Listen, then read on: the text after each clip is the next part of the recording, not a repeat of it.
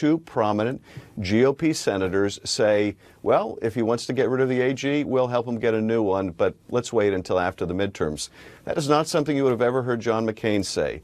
I was proud to see Ben Sasse take issue with that. That was very John McCain-like. We need people like John McCain now more than ever. I want to ask you about your party when it comes to accusations of hacking.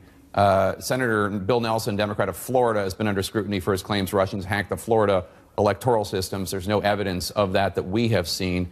The DNC this week said that it had been hacked when it was really just a test by a state organization. Are some Democrats being too careless in public about accusations of hacking sensitive national security matters? Well, look, I think that everyone is really on razor's edge right now, wondering, is the other shoe going to fall in terms of Russian intervention in the midterms? It is certainly our expectation from the top intelligence officers of the country on down that the Russians never stopped interfering, at least not on social media, that they certainly, according to Microsoft and Facebook, are at it once again. So I think all of us are really on a hair's edge here. And we see all the steps the administration should be taking but are not, and are trying to sound the alarm. But yes, we have to be careful and make sure that we're very precise about what we say to the public. We want the public to have confidence not only that the government is doing what it should, and that's hard to have at the moment, but that we aren't going to cry wolf, that we're going to be very specific when we see foreign intruders. Democratic Congressman Adan Schiff of California, thank you so much for your time, sir. We appreciate it. Thanks, Jake.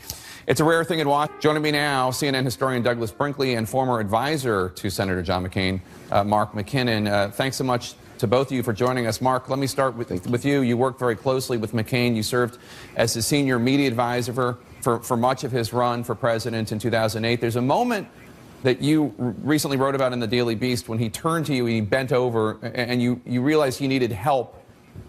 Thanks, Jake. First of all, my hat's off to Senator McCain and the McCain family. There were so many powerful moments. It was, such an honor to spend any time around Senator McCain. But one of the first times I was out with him was when his campaign had kind of collapsed, and there were just a few of us that stuck around as volunteers, and I think it was up in New Hampshire. So I was doing every role. I was press guy, I was travel aide, what have you. And when I went to go with him, whoever was with him before me gave me a black bag, and I didn't really understand what that was for. And I looked in it, and I saw that there were some grooming tools, like a hairbrush, and I still didn't really get it until we got to the event, and the van pulled up so that we could get out on the side of the van where the crowd couldn't see us. And then Senator McCain, this decorated war hero, comes over to me and bends over in supplication. And I realized at that moment that he couldn't raise his arms above his shoulder to comb his hair because his arms had been broken so many times as a POW, as a prisoner of war. And I mean, just to see the humility of that moment of this war hero. And so he turns to go into the crowd, and I just turned away and started weeping. It was so powerful. And Doug, let me ask you, this is a man who famously did not become president twice. But there are few politicians, I would even posit even some presidents, who haven't risen or didn't rise to the level of prominence and admiration that Senator McCain has. Put that in perspective, if you would. Well, that's a good way of putting it, because McCain is something larger than a politician. He's a folk hero. We honor him for his Vietnam service. The fact that he spent that 5.5 years in a POW camp, was tortured, beaten, and yet came out stronger. And he became our kind of a promoter all over the world of the values of American democracy.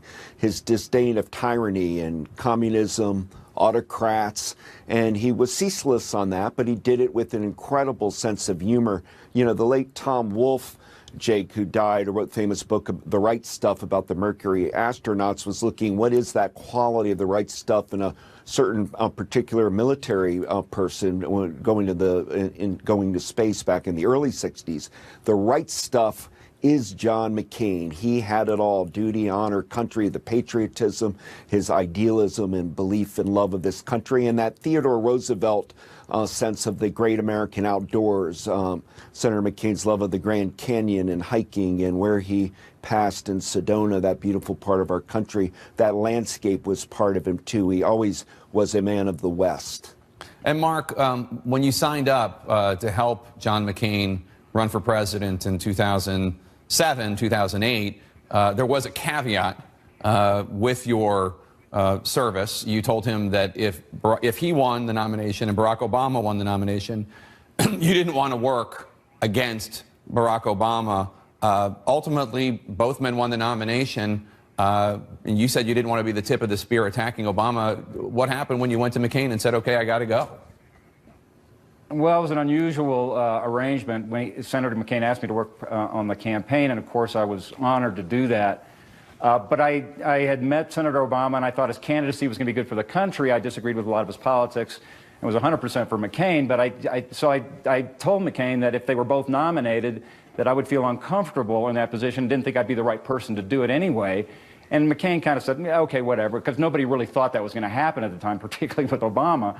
So I wrote it in a memo to memorialize it, just to make sure, because I thought he'd probably forget about it, and also to pin my own wings to the wall, because I thought I'd probably chicken out if McCain won the nomination. But sure enough, it happened, and so I walked in with the memo to Senator McCain, and he turned to me, and he kind of shook his head, and he goes out, and he grabbed me and hugged me, and he said, listen, McKinnon, I appreciate you helping me get where I am today, but it would be very un-McCain-like not to keep your word. God bless you and good luck. That's remarkable. Doug, as we mentioned earlier, Senator McCain, he's been planning his own funeral services over the last year. He requested Presidents Bush and Obama, the two men who prevented him from being president, they're going to eulogize him. Does this surprise you, or is this perfectly keeping in character? And put it in the context also of McCain making it clear that he does not want the current president to attend. Oh, by all means, John McCain really had one big request, and that's that Donald Trump doesn't show up at his funeral. He had really no respect or liking for President Trump. They're very different personalities, but the straw that broke the camel's back was Helsinki for John McCain, an arch Cold Warrior and turned great skeptic of Putin, to watch Donald Trump grovel to Vladimir Putin in Helsinki. I mean, that was unacceptable to John McCain. But you know, Gerald Ford had Jimmy Carter give his eulogy. This happens. But what the point is that McCain respected George W. Bush and Barack Obama in the end. He was a bipartisan man in spirit. McCain, at his wedding to Cindy, he had William Cohen, the Republican from Maine, and Gary Hart, the senator from Colorado, as his groomsmen. So it's part and parcel with his believing that he knew how to pick who were the best and the brightest in America, and that includes Obama and Bush, and it's fitting that they'll be there at the memorial services. And Mark, one of the reasons I think this feels like such a gut punch to so many of us, including both of you, is that the environment that we're in right now. I wouldn't exactly say it's a pride of lions in the Senate these days, and McCain tried to stand for bipartisanship and decency, straight talk, and we have the exact opposite of that in a lot of quarters. Well, that's what really hit me, Jake. You know, the news was expected. We knew that this disease was going to take the senator at some point. We wish not this early, but when I heard it, of course, immediately I missed the man, but I also had just this overwhelming sense of how much we're going to miss his voice. We're just going to miss his voice in Washington. We're going to miss it in American politics. We're going to miss it in the world stage. And, you know, so we're going to miss the man. We're going to miss his principle. He's really, for a lot of young politicos and aspiring journalists and others who are in the public policy arena, he represented an ideal.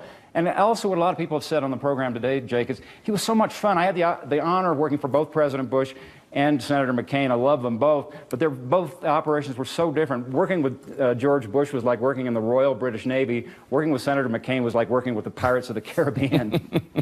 Such a great memory. Mark McCain and Doug Brinkley, thanks to both of you for being here this morning. We appreciate it. Thank what's you. going on in this country, Dan. Well, no question, in recent years, last year and a half, 2 years, he was trying to sound the alarm. But that reminds me, seeing that clip reminds me, and even what you said about how he handled himself in the Arizona newsroom, you know, we shouldn't lose sight of the fact that there was something genuinely noble about John McClane. I think all you need to know about him is when he was a prisoner of war with the North Vietnamese, he had been there a while. When they offered to release him, because in respect of his father, who was commanding the American forces in the Pacific, John McCain wouldn't go unless they released all of them. As a consequence, he spent additional years in the prison camp. Now, that alone speaks so well to his character. Yeah. But, you know, we've talked of him in the opening, statesman, warrior, war hero, public servant. But in the end, John McCain was, is, and shall remain a noble man. That's his basic legacy. One of his sons, Jack McCain, has shared a tribute in the past few minutes on social media. If we can put that on screen.